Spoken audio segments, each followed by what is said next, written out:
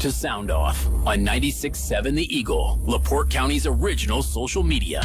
Sound Off is a public interest forum that encourages your voice to be heard on the topics and issues impacting our local communities. For the next 30 minutes, we invite you to be part of the conversation by calling 219-362-0522. And you can now text your questions to the Liquor Vault on-air line or by email to soundoff@967theeagle.com. This is a topic-based program, and we ask that you keep your comments brief, concise, and related to the topic being discussed. The views expressed on Sound Off are those of the hosts or callers and do not represent the opinion of 96.7 The Eagle, Spoon River Media LLC, or the sponsors. The Liquor Vault on-air line is now open for your calls or texts at 219-362-0522. This is Sound Off on 96.7 The Eagle. Hello, friends. Welcome to Sound Off on the first show of September in 2022. It's good to have you with us. Today is Friday, September 2nd.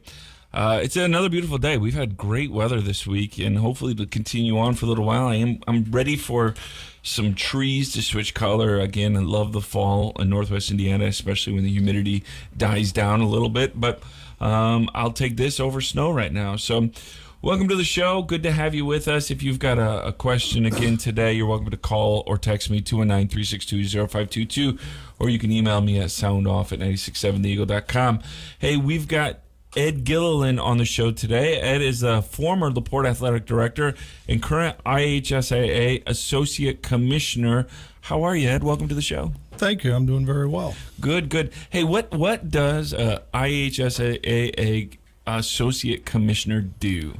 Well, that's a pretty good question. We're finding out. This is a new position. It was created to try to have me cover some of the areas in northern Indiana so that the assistant commissioners can stay in Annapolis area. For them to leave in Annapolis and go up to school in the region or to LaPorte or somewhere, that they're out of the office all day to do that. Now I can cover some of that, and it's a part-time position.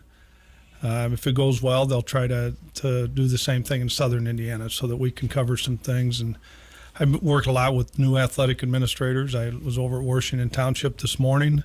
A young man over there just taking the job. He's about 5 days into the position, and so we spent about an hour and a half together going through some of his responsibilities, some of the more immediate things that he needs to make sure he's covering. And I'm going to go to Wheeler tonight to a football game for a little while. They have a new AD at Wheeler, and then stop by a LaPorte game, try to catch a little of that, and then go over to Portage because they have a new athletic administrator there as well. So I imagine these new athletic directors, their heads are swimming, huh? Yeah, it can be overwhelming when you first get into it. It takes a little time, like any position does. So tell me, it sounds like, again, I know you're focusing on a lot of new athletic directors right now, but it sounds like there's a lot of new athletic directors. What is causing that turnover with, is it just similar because there's a lot of turnover in education as a whole, and these are, fundamentally, these are education positions, right? What do you see it as? Well, I think you're right. Part of it is just like there's a lot of turnover in education, but this has been going on for quite some time in athletic administration statewide. We have this year 404 schools in the state, and we have over 100 new either athletic directors or assistant athletic directors through the state. We run we run new AD workshops. We've had 2 of them this year, and each year we're going to have 75 to 100 people. We don't capture all of them. It's just a turnover. The reason why some get out of it because of movement into administration, different jobs. Sometimes they find out that it was a lot different than what they anticipated. Sometimes, people get into it thinking all you're going to do is go and watch athletic events all the time, and there's a lot more to it than that. Sometimes you get called when you're in Hawaii at like 2 o'clock in the morning to see if there's a rain out, as Dennis Siddell did to me one time. So yeah, I can't make excuses for Dennis and what he does. Yeah. He is what he is. So tell me then, you've got all these new ADs, and you mentioned that you get a new administration, these kind of things. You managed to make it through quite a few superintendent administrations here in LaPorte. For our listeners that might not know Ed Gilliland much, how did you get started in athletic administration? Well, I don't know that it really was something I set out to do. I was I was a coach, and I was here under Coach Schreiber for after coaching at Oregon Davis is where I started. Went to Newcastle for a couple of years and coached baseball and basketball at Newcastle, and had an opportunity to come home. My wife is Marie is from LaPorte. She's a LaPorte graduate as well, and we came home. I spent 6 years here and had an opportunity to go down to Lafayette Jeff and be the head baseball coach there for 4 years. So we did that, and when Mr. Parcell retired, this position opened up. And what year roughly is that? Well, I was 97. Okay. First year of class sports. Okay. And I came in. I applied for the position, not really. And the young man I met with today has a lot to learn. I had an awful lot to learn 25 years ago as well, and was fortunate enough to get hired by Peggy Androvich, Dr. Androvich, and it just hung on to it for a while. Yeah, that's a pretty long career in athletic administration. So I want to know a little bit, because again, I'm interested in this idea. I'm a huge college sports fan. And they're having huge, obviously huge evolutions of that whole industry with NIL, these kind of things. I know high school sports as well. You know, it also goes downstream. What, for you started in athletic administration in LaPorte in 97 or so. What are some of the big things that have changed that maybe athletic directors now are dealing with that maybe you certainly did maybe in 97, but not as much? Well, I think a number of things. Social media makes things tough on coaches, makes things tough on educators, teachers, athletic administrators, administrators in the school, with the amount of information that's out there and the misinformation. Mm-hmm. I remember asking Mr. Parcell one time what was the toughest thing he had to deal with, and he said it was misinformation. Well, now that misinformation is compounded, many more times because of social media and the outlets out there. So that's a big change. I think the travel teams and the AAU, and while they've kind of always been around, the importance that parents put on that makes it a little tough. And they've got financial investments. They pay money for their sons or daughters to participate in these travel teams, and they're wanting a return on that investment. And when it doesn't work out at the high school level, it's really tough sometimes for people to understand that. So I think those are two things that stand out. The name, image, likeness.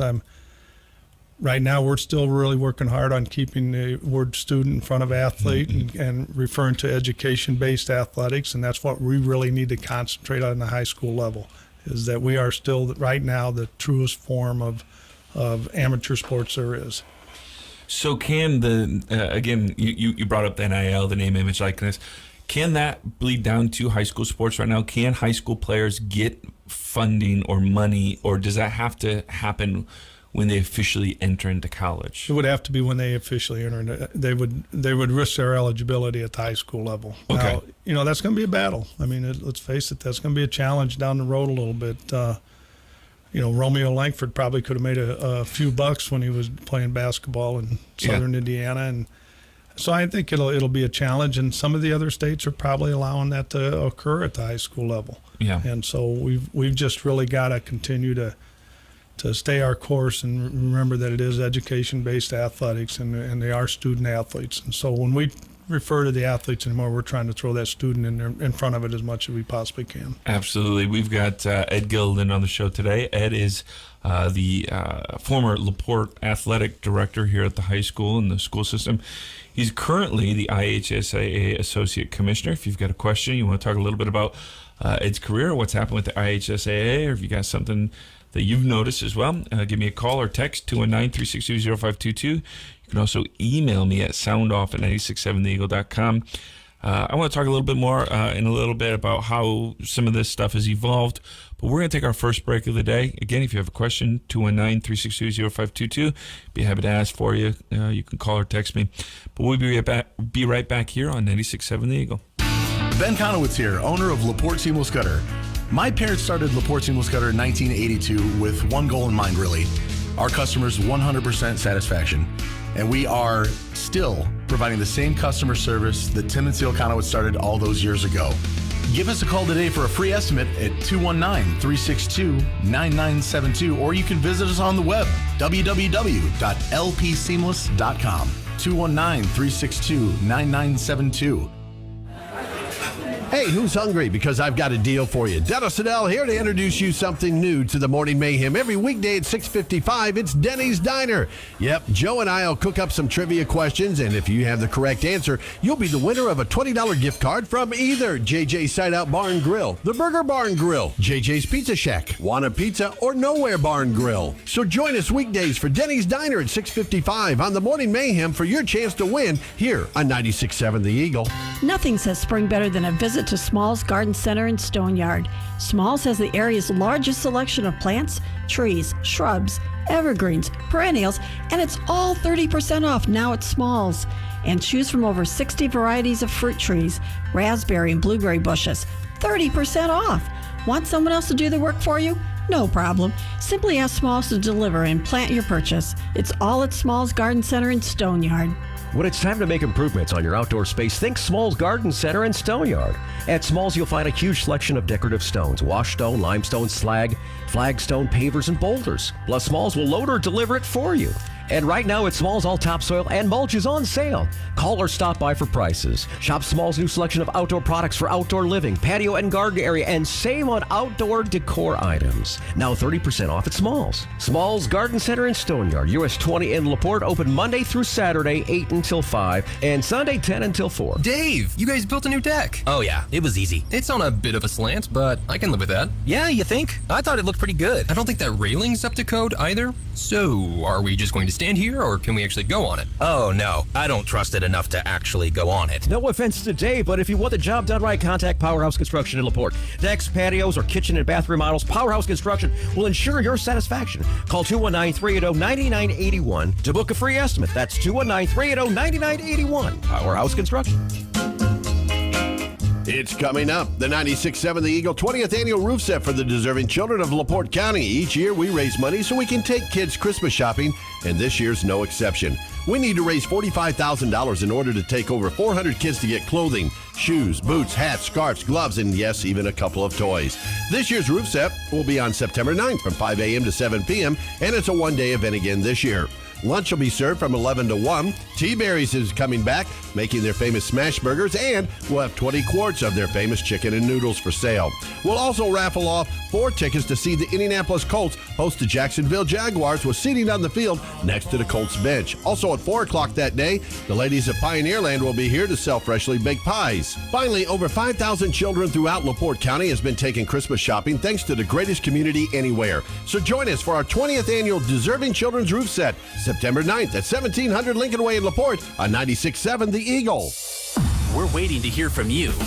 Dial or text 362-0522 and let us know what you think. That's 362-0522. Back to Sound Off on 96.7 The Eagle. Welcome back, friends. Good to have you on the show today. We've got Ed Gilliland on the show. Ed's the former LaPorte Athletic Director and the current IHSAA Associate Commissioner. We're talking a little bit about high school sports, Ed's role with the IHSAA, and, you know, just in general, how sports in high school have evolved, these kind of things. If you have a question, 219-362-0522. I'd love to hear from you. Feel free to call or text me or email me at soundoff@967theeagle.com. Let's get to our first question. Hey, thanks so much for calling. You're on the show. What's your question? Yes, thanks for coming on today, Mr. Gillian, and answering questions. The question I have is, how much money, or actually 2 parts to the question, how much money does the taxpayer funnel into high school athletics, and how much do we actually lose? Does it break even? And with all the push towards the traveling teams, why not let those parents foot the bill for the athletics? And because there's such a small percentage that goes on to college with athletes, and even smaller percentage of that group that goes into professional. So how much money do we spend on it? And why don't they just let the traveling leagues take over? And that way that would free up more money for education, as what the schools were designed for, original purpose. Thank you. Well, the high school athletics, other than like the coaches' salaries, facilities are all self-supporting. All of the equipment, everything that we purchase, uniforms, all comes out of gate receipts, fundraisers, whatever we need to do to self-sustain, but other than the coaches' salaries. Now, I would be afraid if you turned all of this over to travel teams and youth leagues, we'd get away from that again, the education-based part of it. The good part about athletics at the high school level is you've got to pass classes, you've got to be a good student, hopefully you're a good citizen, and in order to be eligible to participate. If we take that away from the high school, we're going to lose some kids. They're not going to go to high school then. They're not going to participate. It may be the only reason a few of those kids stay in school. And I've experienced those kids over the last 41 years that athletics were able to save, that they got through high school, got their diploma, and wouldn't have done so without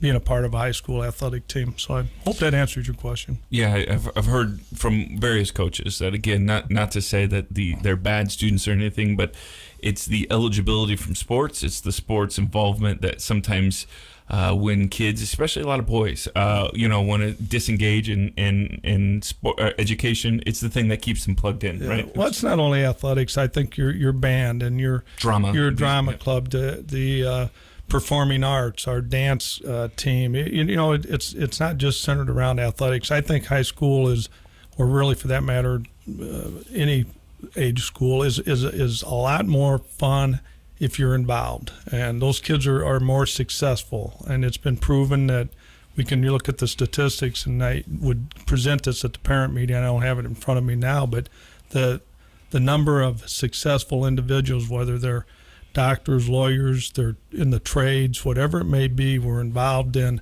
athletics or some type of extracurricular or co-curricular at their high school. All right. Thanks so much for calling. Again, the Liquor Vault on-air line is 219-362-0522. You're welcome to call or text me.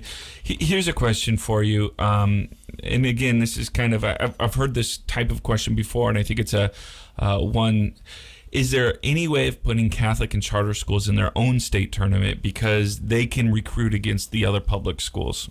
Well, we're hoping they're not recruiting, and I know that that's out there, and that's a belief, and I think we would open ourselves up to lawsuits if we did that. If we were to put the private schools or parochial schools in their own league, I think it would open up a potential lawsuit. I think that's why we have the success factor in Indiana, where not only a private school such as Cathedral is now enrollment-wise is probably 4A, but they're playing 6A football. It's because they're successful, and that's where they belong. That's the talent level they've got. And we've got public schools have had to move up because they've had a run of success, and for whatever reason they've been very successful in particular sport and move up with the success factor. So we've tried to balance that out a little bit, not just identifying private schools, but any school that has significant success that maybe they need to move up a class. So here's a question for you. Some online have said that LaPorte sports have taken a significant dive in terms of talent and achievement in the last 20 years. Many remember those great basketball days of the late 90s.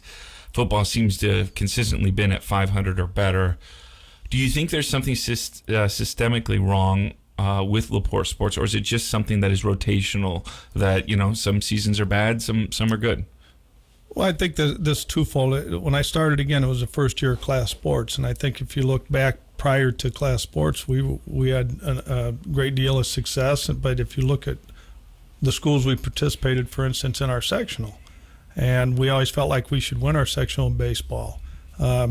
And then we'd get to the regional, and we always felt like we should be getting into the semi-state. I think class sports had something to do with that. I think our community's changed a little bit, and the socioeconomics a little bit have changed. And so I think this is something that goes in cycles some. I mean, it's a combination of a lot of different things. I don't think there's one simple answer to it. But as we were talking during the break, if you look at the all sports standings in the DAC every year, and it's consistent, you've got four schools that are at the top. It's Lake Central and Crown Point and Valpo and Chesterton, and then usually LaPorte's right around fifth, and you've got Portage, Michigan City, and Maryville after that.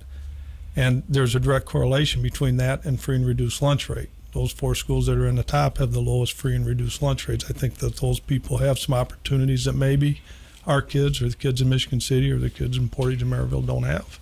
It is, and it's not even subtly different, right? It is a remarkable. It's 20% compared to 80 or 90%. Yeah, but it's consistent. I mean, it's been consistent across the board for years. We've looked at it, we've studied it. So I think there's a lot of factors involved. Our school hasn't grown. You've seen Crown Point go from a school of 1,800 now to they're pushing 3,000. Yeah, they're getting bigger and bigger. And Lake Centra's huge. And so, I mean, there's a lot of factors there. It's not just any one simple thing, but we keep trying to promote the athletics. We keep bringing in tournaments. We try to host as many IHSA events in LaPorte as we could. I'm assuming that it will continue. We think it's good for our community. I think we got a basketball sectional, right? We do. We have the boys basketball sectional this year, and that'll be the second time it's been hosted at the present gym. And so we're excited. We host about 13 or 14 IHSA events every year, and we think that's really good for our community. We think it's great to bring people in. We've had schools from Carmel, from Hamilton Southeastern, that have come up and participated in LaPorte before. So we've worked really hard at that. And again, I think this position with the IHSA is good for our community as well. I think when I was a board member, that was a healthy thing for LaPorte High School, the community of LaPorte, and I'm glad to. I think it's just a good thing for our community. And plus, Marie gets you out of the house some too. Yeah, so it's it's funny you said that. When I told her I took this position, for 25 years when football season started, I'm never home on a Friday night all the way through till basketball is done.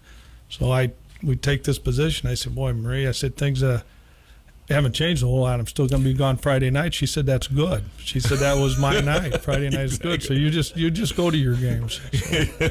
We got Ed Gilliland on the show today. If you want to call or you got a question, or you could call or text me 219-362-0522. Let's get to a caller. Hey, thanks so much for listening to the show. Thanks for calling. What's on your mind today?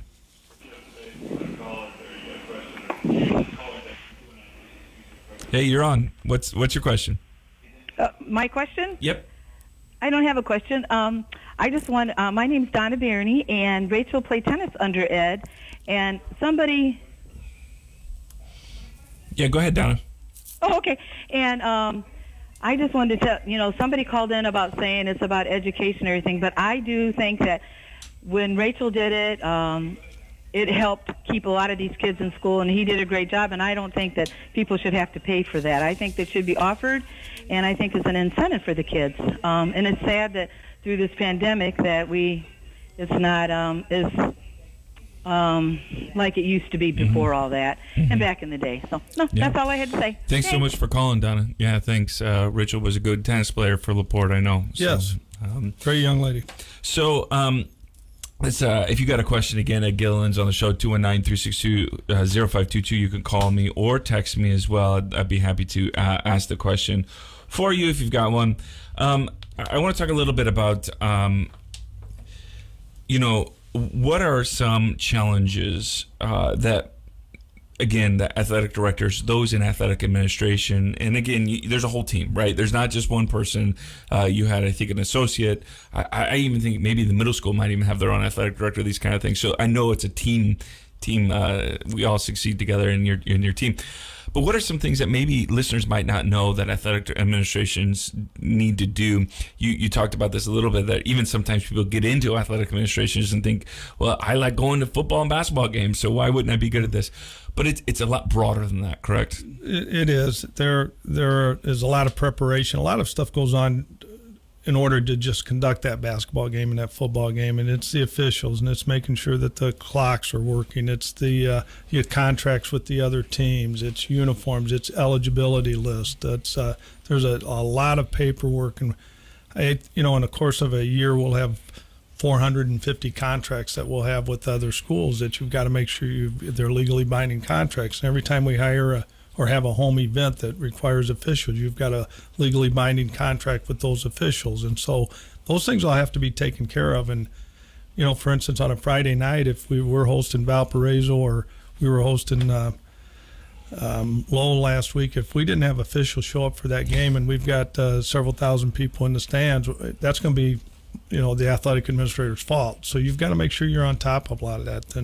And the budget is something you've got to watch. We try to make sure that we're providing our kids with the best uniforms, the best equipment we possibly can, and that's a challenge, balancing all of that stuff. But there's a lot of things that go on behind the scenes. The paperwork for physicals, the orange book that needs to be signed and turned in, and all of that stuff for 400 athletes, or 450 athletes have to be taken care of. Making sure these kids are academically eligible too, right? You got to check the grades, make sure that they're all there. So there's just a lot, and I've been fortunate. I've been surrounded by great people over my 25 years that have helped run that. And when I talked to new ADs, I said I've been fortunate at LaPorte that I had extra help, and we assign our duties and we stayed within our lanes on that. I was in charge of the schedules, and Steve was in charge of transportation and facilities, and Michelle took care of physicals in the Orange Book, and those are things that we just stayed out of each other's way, and it proved to be successful. I think Steve did a wonderful job in transportation. Before him, Ken Plants was in there doing that, and in my 25 years, I think I can count on one hand the number of times that we had a transportation issue, so that's pretty good. Yeah, that sounds not so bad. All right, we've got Ed Gillian on the show today. Ed is a former athletic director for LaPorte Schools and current IHSAA Associate Commissioner. If you've got a question, 219-362-0522. It's time for our second break, our final break of the day. Again, phone lines are up. I'd love to hear from you today. You can also email me at soundoff@967theeagle.com. We'll be right back here in a few minutes on 96.7 The Eagle. For over 50 years, LaPorte has trusted Cannon's Automotive Service for prompt, efficient, same-day service. And that same Cannon's commitment extends to area businesses who rely on a fleet of one or many to take your goods or service to the customer. Whether it's the truck or trailer that needs maintained or fixed, trust Cannon's Automotive to maximize your productivity with same-day service. Now with 2 Cannon's locations, 710 Tyler Street and 909 Boyd Boulevard. With Cannon's Automotive, we fix everything.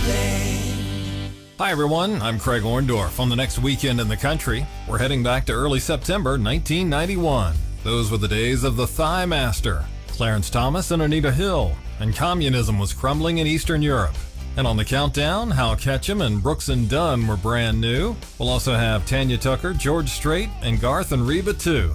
So come listen to the memories on the next Weekend in the Country. Join us for Weekend in the Country, Saturday morning following your 8 a.m. news on 96.7 The Eagle, brought to you by Haverstock Funeral Home and Cremation Services. At Metro by T-Mobile, you can save more now that you need it the most. Get one line of unlimited 5G for just $40, period. Taxes and fees included. That's the lowest price in prepaid. Plus, choose from the largest selection of free 5G phones from brands you love, like Samsung. Switch now and save more. Only at Metro. If congested, the fraction of users greater than 35 gigabytes per month may notice reduced speeds, and Metro customers may notice reduced speeds versus T-Mobile due to prioritization. Video streams in SD requires eligible port-in. See store for details. Labor Day comes with mixed emotions. We're thankful that it's a holiday, but a little disappointed because it marks the end of our summer. But as they say, don't cry because it's over. Celebrate that it happened. The residents and staff at Hamilton Grove Retirement Community want to wish you and your family a safe and happy Labor Day weekend. And if you are traveling this Labor Day weekend, don't get in a hurry. Start your trip back home in plenty of time. Buckle up and stay safe. God bless each and every one of you from your friends at Hamilton Grove Retirement Community. No voting machines connected to the internet. Voter identification required. You hear a lot about voter security lately. The state of Indiana has more than 20 security procedures in place. These are just a few to ensure that all votes are secure and accurately counted. Machines not interconnected. Homeland security. Okay, that's a lot. So you can rest assured that in Indiana, your vote is private, protected, and accurately recorded. You can count on it. Sponsored by the Indiana Secretary of State, this station, and the Indiana Broadcasters Association. LaPorte High School Slicer varsity football is on 96.7 The Eagle. Tonight, the Slicers travel to Valparaiso to take on the Vikings. Slicer football proudly brought to you by Auto Body Specialties, MC Doors, O'Brien's Battery and Tire, All-Star Autos, Cubit Networks, Raymond & Spence Insurance, Surf Internet, Back to Health Chiropractic, LaPorte Chrysler Dodge Jeep Ram, Rosie Michaels of Coldwell Banker First Choice, and by Marsh Insurance Agency. Join Chip Jones and Steve Mattern beginning at 6:45 tonight for Slicer football action on your radio home for Slicer Sports, 96.7 The Eagle. Let's look at the forecast at 96.7 The Eagle, brought to you by the Pink Sheep Children's Boutique. The charming and affordable Pink Sheep Children's Boutique has so many fun themes and styles for boys, girls, and moms. Come see for yourself. The Pink Sheep Children's Boutique, 604 Lincoln Way in downtown LaPorte. Michiana weather. Cloudy this afternoon with a high of 85. Southerly winds 8 to 15 miles per hour. Lows around 62 tonight. 85 tomorrow. Slight chance for scattered showers. From the Weather Center at HometownNewsNow.com. Right now, 80. Your opinion matters. We invite you to share it by calling or texting the Liquor Vault on-air line at 362-0522. That's 362-0522. Now, back to Sound Off on 96.7 The Eagle.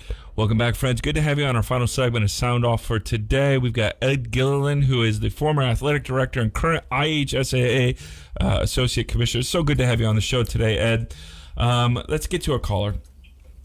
Hey, thanks so much for listening to the show. Thanks for being on Sound Off. You're on the air. What's your question for Ed Gilliland? I've got a comment. Okay, yep. The animal shelter. The animals are supposed to be able to be adopted. But if you have an animal at home that's not neutered or... With Ed Gilliland, I don't know. I will say spay and neuter your pets, just like they said on the Price is Right. All right. Here's another question for you. How important is consistency in coaching? LaPorte's football team has had a lot of head coaches over the last, 5 years. I think 4 coaches in 5 years or something like that. I don't think the question is even about consistency in what they say, though I'm sure that's important. But people consistency. Yeah. Well, I think that's huge. The continuity in your program. I really look back, and again, my parallel is the baseball program under Coach Schreiber, and he had Coach Reed and Coach Parcell for all those years, and there were no other people showed up. When Coach Klimczak was here, he had the same staff for years and years. Coach Otis with Coach Draben and Coach Hart, when we were having some of our best basketball years, that continuity is huge.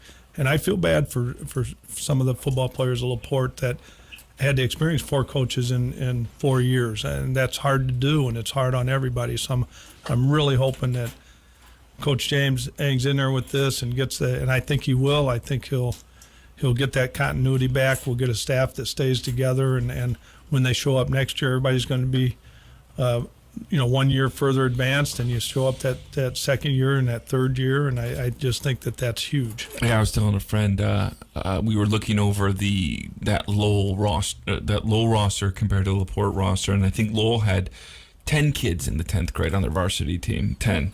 I think we had 12 freshmen playing, that are dressing, and one that's starting. So, it's a young team. It's a young program, and to build it back up could take a couple of years. I have confidence. I think Coach James knows what needs to be done, and he's going to, again, add some continuity, some consistency to the program. And, again, I just hope our staff stays together with him, and if you're struggling a little bit, sometimes that gets a little harder, but maybe we'll go out and get one tonight. We're in such an immediate culture, though, right? Where, I hired you. Why didn't you get us 8 wins this year? It is. So. He knows what needs to be done. I have confidence I have no doubt he's going to work really hard at getting it done. All right. Well, let's get to another caller. Hey, thanks so much for listening to the show. Thanks for calling. What's your question for Ed Gilliland? Hello. Hi. Hello. Yep, you're on. Yeah, Ed, did you know Norm Hubner? I knew of Norm Hubner. I knew his son, Jerry. That's when we named when we started the Hall of Fame, it was named after Norm. We had Jerry very involved in it. But Norm would have got out of the AD's position in about 73 or 74. When did he retire? About 73 or 74. And I was a student in 77, so I just missed him. Yeah, Dennis was just about 20 at that time. I remember him in high school. Yeah. I wish I had him for a teacher. Yeah. Yeah. Okay, thank you. Thanks so much for calling. Here's a couple of text questions for you. Again, we got a Gilliland Liquor Vault owner line. We've got about 5 minutes left on the show. You're welcome to call 219-362-0522. All right.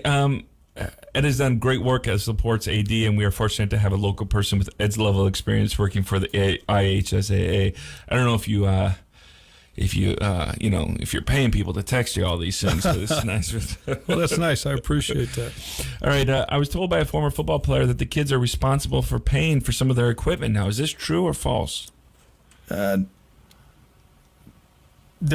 think now what we've done in the past is there's fundraisers. That's a possibility to cover your practice pack and that equipment. And we give the athletes have had an option. You can either pay for it and then you don't have to do the fundraiser, or you do the fundraiser, and depending on the level of the money you bring in, that's what goes towards your equipment practice pack. They do not have to pay for helmets, shoulder pads, the equipment, uniforms, the essential stuff. That should be covered by the athletic department. Is funds for athletic departments all around the state, are they harder to come by now than they used to, or is it about the same? Is there more investments happening in athletics? Well, it's like everything else.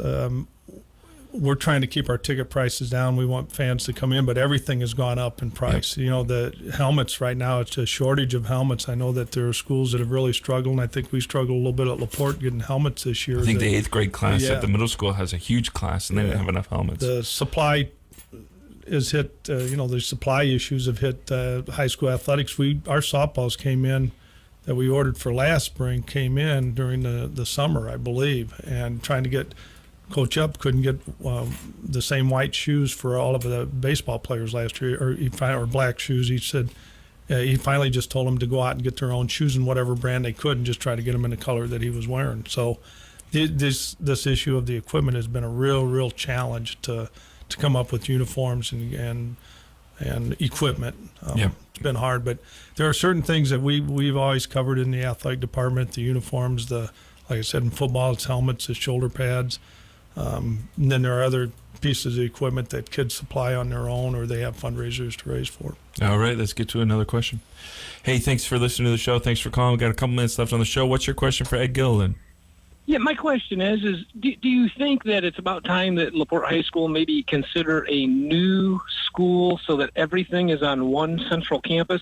Most of the school communities surrounding us have everything on one central campus in lieu of, our tennis facilities being 15, 20 blocks away, our football field's 3 blocks away, our JV baseball field's 8 blocks away. Do you think it's time that we as a school system consider getting a new high school on one central campus? All right, good question. That's a good question. That would be an ideal situation. I don't know exactly now where that would be, and the cost, and what do you do with your old high school? It was renovated again 25 years ago. We just put a new performing arts center there. So, there's other questions that have to be answered. That'd be an ideal world. You go to, as an athletic director, I can speak that you go to Chesterton, and their baseball diamond and their softball diamond, their football field and their tennis courts are right there. That makes it really convenient versus leaving the high school and going out to Kessling. But we've at least got a complex out there in one area that we've got our tennis courts, we've got our soccer fields, we've got our track, and so we've kind of narrowed it down a little bit in that sense. But no, I think it's a valid question. I don't know that I got an answer, because that's a big investment to build a brand new high school with all of those facilities in one place. Yeah, I would think that the solution wouldn't be to build a new high school. It'd probably just to be buy a couple blocks of houses around the high school and maybe, build some new athletic facilities in some of those blocks. But it is interesting, again, it's a good observation. A lot of our kids, especially freshmen, sophomore, that don't have licenses yet, to get out to some of their, facilities can be a little more hard. No, it's a challenge to get some of the young kids out to cross-country practice, or especially when we have a bus shortage as it is, No, those are challenges. My final question for you is about, we've had Mark Schreiber in here. I know you know Mark well. At the beginning of the summer, we talked about the difficulty of just in park rec leagues getting umpires, getting officials, these kind of things, and a lot of it certainly pays not great, but a lot of it is they just don't want to deal with the parents anymore. Have you guys at the IHSAA noticed that it's harder to get officials for different sports? Because as you said, that's part of the job of an AD, and if there's fewer people to choose from and the roster is smaller, it's got to be hard. Right? No, it's official shortage is a nationwide problem. It's not just isolated to Indiana or to LaPorte High School. It's a nationwide issue. We sometimes are giving people the excuse to say, okay, because of parents, but I just think that people aren't wanting to get into that. They use that as an example, sure, or they use that as a reason. I don't want to officiate anymore because I don't want to get badgered at the games. I don't want to get yelled at. There's some truth to that. There is a course now that can be taught at the schools, and we're hoping that this will help out statewide, that kids can actually sign up. If the school offers it, you can sign up and you can get a a class and get a PE credit for taking an officials class, and you will go through that and learn how to officiate baseball, basketball, volleyball, various sports, and then hopefully you use those kids that go through that class and you use those at some of your younger sports, the Pop Warner and middle school basketball, and they learn the technique, and then hopefully they'll carry that over into their time maybe as they get a little bit older, and we can start recruiting people that way. So I think this is we've tried a lot of different things. I'm hoping that this will work, and this will generate some interest in young people to get into the officiating career, because it can it can be a lot of fun. It can be a lot of success. And when I started, it wasn't about the money. The officials used to do that because they were ex-athletes and they wanted to do it just to stay involved. And now the finances have come into it a little bit. Some people are, that's more important than the love of the game. So it's changed a little bit. And if people do want to get involved with that, if any of our listeners maybe want to even explore the idea of officiating, where do they go to find that out? Well, you can go on the IHSA website, and we're trying to simplify that process. We found out that like a lot of times when you go on the internet or you get on a website, that you have a lot of clicks and a lot of fun. So we're trying to simplify that process for somebody to get their license, but they can certainly contact me if they're interested. I will make sure that we get their information and get the information to them. If they're interested in being a high school official, we'll help them through that process. Well, Ed, it's been a joy to have you on the show. Thank you so much for being here. Good talking. We won't have a show on Monday. It's Labor Day. I'm going to take the day off, but we'll be back on Friday, and then we're going to start our election coverage shows to hopefully introduce you to some of the candidates locally and statewide that are running that you have the option to vote for.